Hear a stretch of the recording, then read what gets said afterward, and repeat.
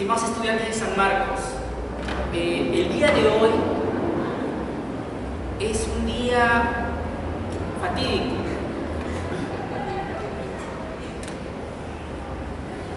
Sí, no porque Perú ha perdido 4-2 con Colombia. Hoy 17 de junio del 2016 será recordado como el día en que el Tribunal Constitucional falló en una causa importante de consulta previa.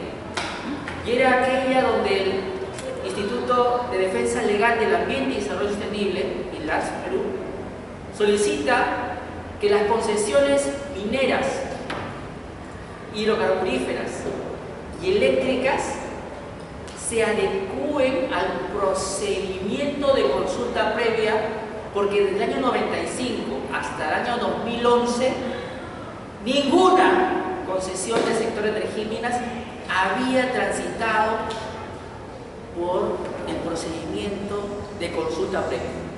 No obstante ser obligatorio, el Tribunal Constitucional en esta causa ha señalado que debe precisarse cuáles son los pueblos indígenas a los que les hace falta pasar por consulta previa.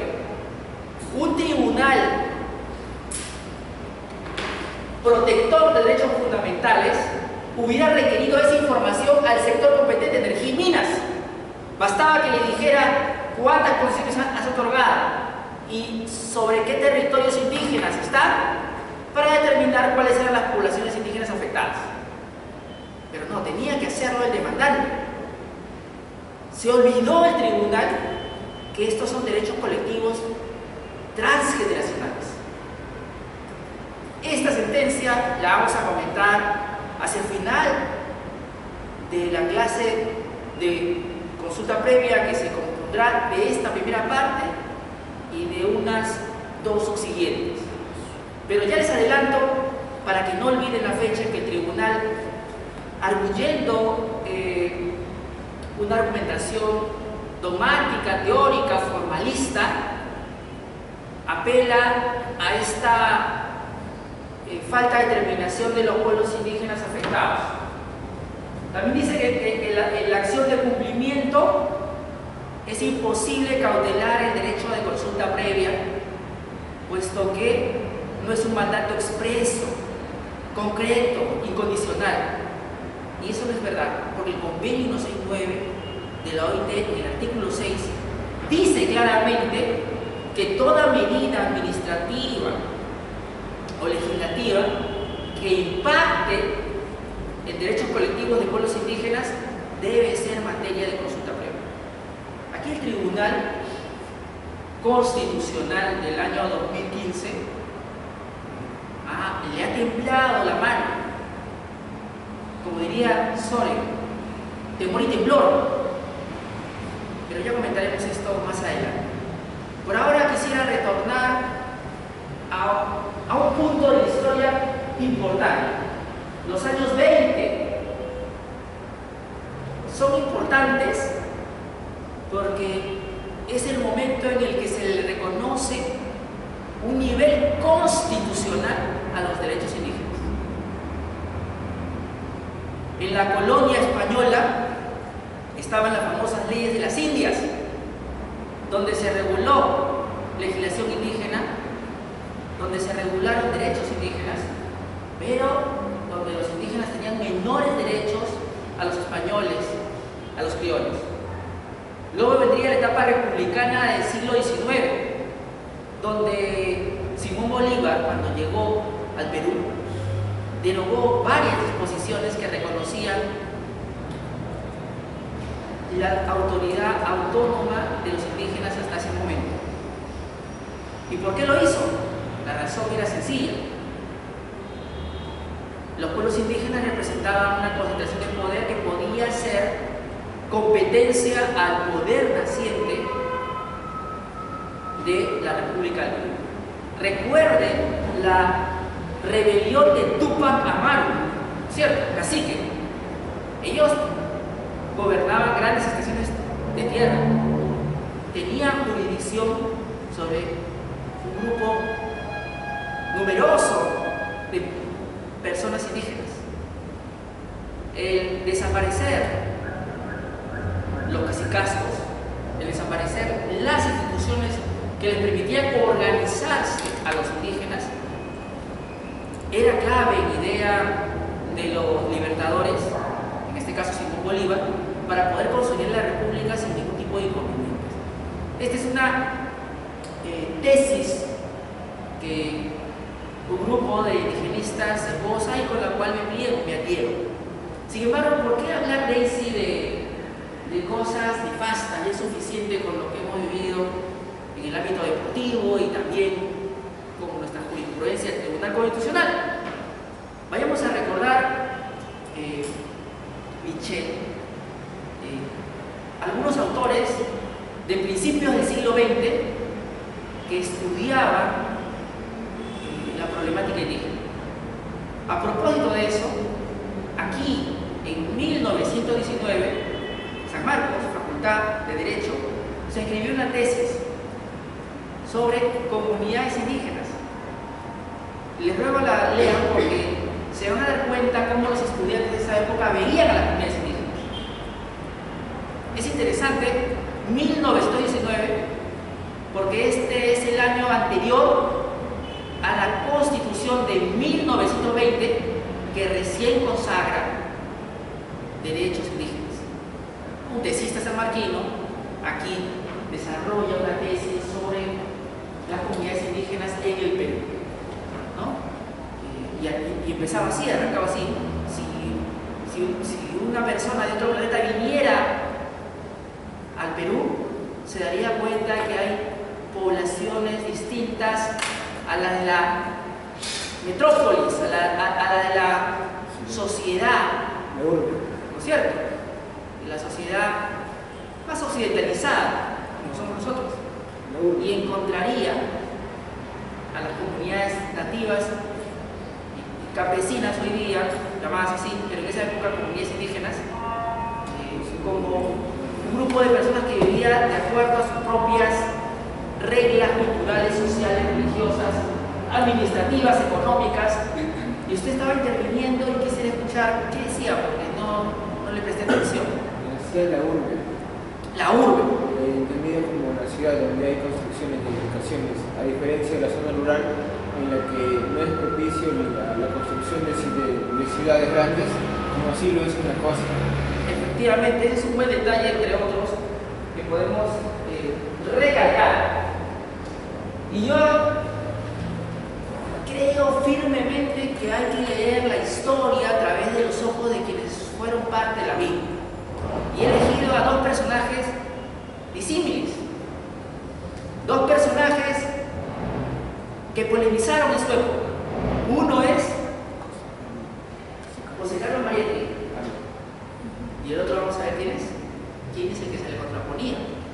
A ver, si ustedes han hecho la tarea cuando llevaron cursos generales, ¿quién escribió Realidad Nacional? En la UNE. Efectivamente, ¿cierto? Son los dos intelectuales de ese momento que hablaron sobre la problemática indígena. Y ambos en qué coincidían, sobre todo fundamentalmente José Carlos Mariátegui en sus 7 ensayos de la interpretación de la realidad nacional. El problema del indio es la propiedad de la tierra, ¿no es cierto? Es lo que decía. Hoy día Hernando de Soto dice que es lo mismo, ¿no es cierto?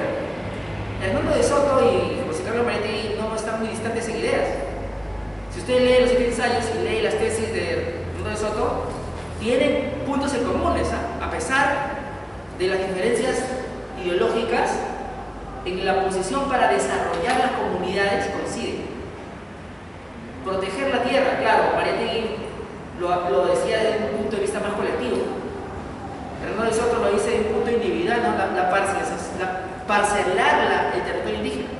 Pero en lo que coinciden es propiedad para comunidades indígenas para que puedan desarrollar su economía local, su economía comunitaria. Y yo quisiera también enfatizar, estimada Daisy, algo que luego la Corte Interamericana de Derechos Humanos diría, y el propio hoy, tristemente célebre, Tribunal Constitucional, también la relación que existe entre el indígena y su territorio. ¿Y por qué hago notar estas dos características? Porque de ahí van a derivar una serie de consecuencias. Una de ellas, la consulta previa. Ojo, la consulta previa justamente se deriva de esos derechos colectivos distintos a nosotros. Vamos a leer un poco de Mariátegui. Dice, a la República le tocaba elevar a la condición del indio, y contrariamente a este deber, la República ha pauperizado al indígena, ha agravado su depresión y ha exasperado su miseria. La República significa para el indio la ascensión de una nueva clase dominante que se ha apropiado sistemáticamente de sus tierras. Les recuerdo que cuando Túpac Amaru hace la rebelión, ese movimiento era indígena. El movimiento independentista del siglo XIX era de criollos, era de algunos españoles renegados por la corona, era de mestizos, pero no era de indígenas. Al menos en el Perú no lo fue, y por lo tanto la independencia en el Perú no significó para ellos mayores cambios sustanciales, capitales. En una raza de costumbre y armas agrarias como la raza indígena, este despojo ha constituido una causa de disolución material y moral. Ojo con Mariátegui. Mariátegui nunca hizo estudio de campo. Él lo que hizo fue revisar la biografía existente sobre lo que ocurría en el ámbito de las comunidades indígenas. Y en su mirada, el indígena era un trabajador agrario. Mariátegui se equivoca, porque el indígena era más que un campesino, era más que trabajo en el campo, era cultura, era religión, era autoridad política, autoridad administrativa, era economía. Hay que decirlo, ¿no? Sin embargo, para ese momento del avance del conocimiento indígena, lo que hace Mariátegui es interesante. Y lo interesante aquí, miren dónde, cuando él descubre algo fundamental, dice: la tierra ha sido siempre toda la alegría del indio. El indio ha desposado la tierra, siente que la vida viene de la tierra y vuelve a la tierra. Por ende, el indio puede ser indiferente a todo, menos a la posesión de la tierra que en sus manos y su aliento labra fecundamente y religiosamente, ¿no? Lo que está diciéndonos allí y descubre es que el pueblo indígena con su territorio tiene una relación espiritual, una relación cultural, una relación que es indisoluble. Esto sería capital para entender lo que luego se denomina propiedad comunal y posesión ancestral, o también denominado territorio indígena. El territorio indígena justamente tiene esta característica, que es el vínculo cultural, ancestral, espiritual que tiene el pueblo indígena con este espacio geográfico. Es tan fuerte que ya desde el inicio de la República las tierras indígenas eran imposible venderlas, imposible adquirirlas por prescripción, eran inembargables. Ojo la protección, eran imprescriptibles. Esas características vienen de suyo, de esa naturaleza indisoluble que hay entre el pueblo indígena y su territorio. O sea, no es caprichosa esa característica que luego con los años se van perdiendo, ¿cierto?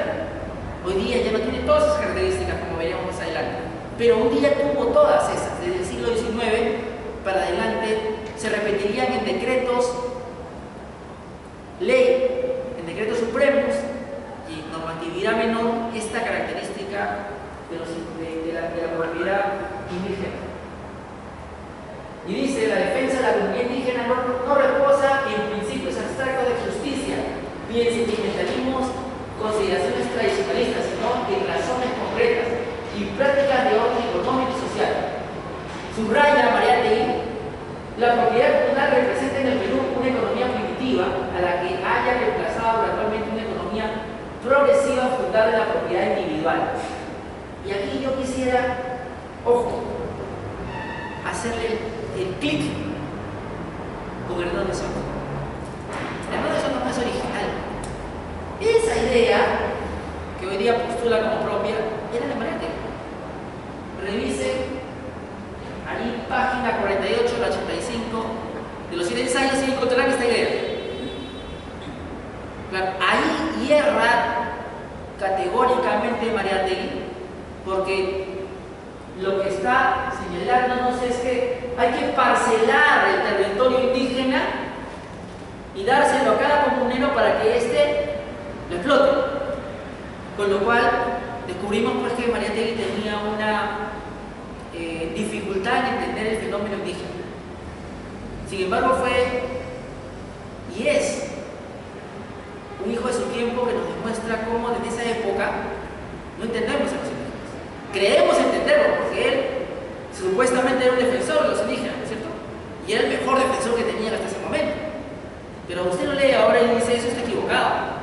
Los indígenas no quieren parcelarse individualmente, o no sería su naturaleza, su propiedad colectiva. Si empiezas a parcelarlos, quiere decir que tú puedes hacer con ese territorio lo que tú quieras. Como diría alguien de la calle, lo que te dé la gana, ¿cierto? Y si tú haces lo que te dé la gana, tendrías una comunidad campesina con propiedad, donde de repente está el banco de crédito, donde de repente está ala urbana, donde de repente están privados, que hacen privados dentro de una comunidad que supone el territorio es para la comunidad. Y además se desconoce un concepto que luego va evolucionando, que es un derecho transgeneracional. Por eso es que es imposible que lo puedas transferir, o no deberías, por naturaleza, transferirlo. Lo puedes hacer con una votación calificada de la asamblea comunal, pero no es su naturaleza que ocurra, porque si tú permites eso, podrías en algún momento quedarte sin territorio, y eso a la postre generaría un grave perjuicio a la comunidad. Profesor, una consulta. Cerramos con esta idea. Hay que hablar de los dos intelectuales del momento para que tengas la mirada completa. Ya vimos al sector de izquierda, ¿verdad? Vayamos al sector de derecha, para terminar entendiendo cómo se veía el indígena en 1931. Para quienes lo recuerdan, Realidad Nacional fue una respuesta a los ensayos, ¿no es cierto? ¿Y el qué dice? Dice, la cuestión social del Perú es una cuestión indígena. Miren lo que dice. Uno de derecha dice algo más fuerte todavía que Mariátegui. Dice que la cuestión social del Perú es la cuestión indígena. Ningún pueblo puede renunciar a su destino y el Perú es resolverla, cualquiera que sean los obstáculos y los sacrificios que haya que hacer para vencerlos. Es inaceptable y simplista la conclusión de los etnólogos que han dogmatizado tanto la inferioridad racial de la raza aborigen. Víctor Andrés Belaunde defiende al indígena de algo que denuncia en Realidad Nacional, la discriminación. Miren, denuncia la discriminación del indígena.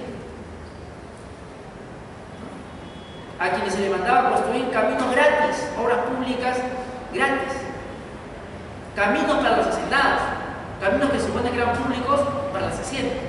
Eso lo dicen los historiadores de ese momento de la historia. En el momento actual de incoherencia y la falta de una legislación indígena, tal vez los misioneros no podrán hacer otro papel que el de mediadores. Ojo en ese punto. Ustedes ven los conflictos sociales hoy, mineros y los carburíferos, eléctricos, de transporte y comunicaciones. Y normalmente aquí ven caso Pichanaki, un padre, ¿no es cierto? Un religioso, Conga, el padre Arana. Este fenómeno ya lo había fotografiado Víctor Andrés Belaúnde. ¿Y por qué le leo esto que pareciera que a primera vista no tendría sentido? Porque quiero que se den cuenta que estamos repitiendo ciclos. Constantemente los conflictos sociales, indígenas y ambientales son de larga data, solo que no nos hemos dado cuenta. Por eso que les traigo bibliografía de principios del siglo XX y estamos en el siglo XXI y son perfectamente aplicables a esta realidad. Y sigamos. Ahorita vamos a encontrar a su autor favorito de Daisy, Alan García. Dice acá, contemplando el problema indígena en su doble aspecto económico nacional, cabe decir, sintetizando, que puede reducirse a 3 puntos de vista y la solución: la tesis imperialista, explotación laboral y de tierras, la antítesis indigenista, exclusión y discriminación, y lo que podríamos llamar la verdadera mente nacional de la tradición histórica mestizaje. Mientras que para José Carlos Mariátegui la solución del problema indio era que le reconozcan la propiedad indígena, para nuestro querido Víctor Andrés Belaúnde, en realidad nacional, la solución del Perú y la cuestión indígena era asimilémoslos mediante el mestizaje. El peruano es el mestizo.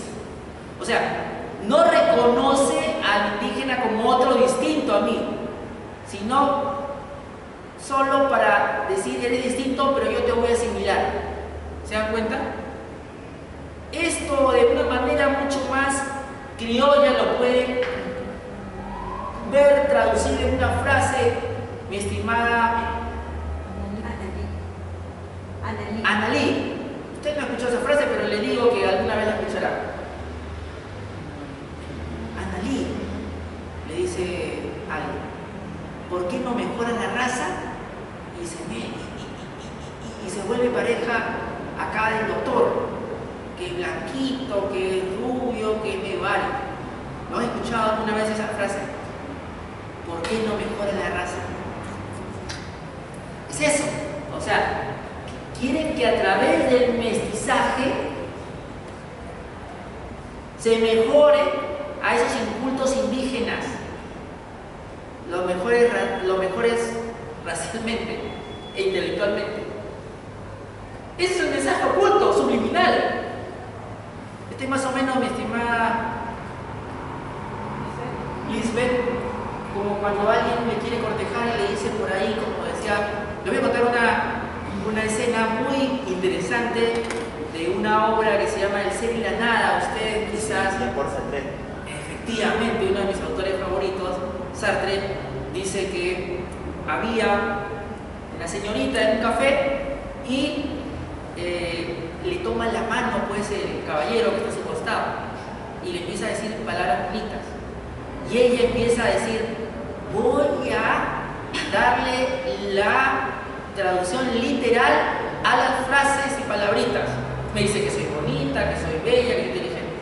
Pero Sartre dice, no quiere por ningún motivo saber que detrás de eso está griego.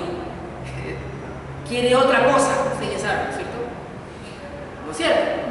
Ella no quiere dar esa lectura, pero Sartre dice, pero es la más posible. Es una posibilidad.